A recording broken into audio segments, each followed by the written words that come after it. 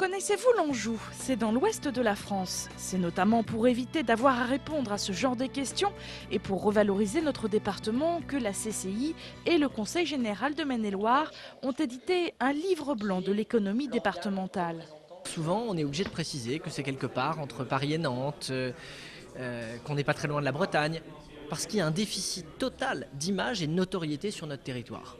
Parce qu'on n'a pas une équipe de foot qui joue en Ligue 1, parce qu'on n'a pas un événement qui crée l'actualité sur le plan national avec un immense festival dont tout le monde parle, etc.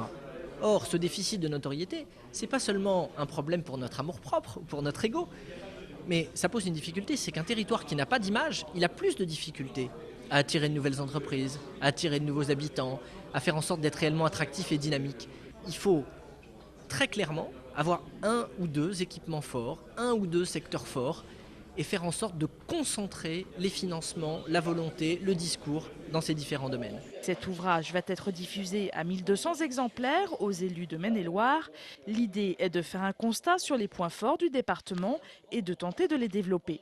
Le végétal, bien entendu, la ville phare qui reste Angers, même si Cholet et Saumur, ce sont des villes d'importance.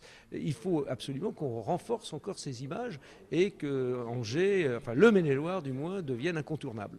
Reste à voir quel effet aura à court et long terme ce livre blanc. Sera-t-il suivi de mesures? Servira-t-il de référence?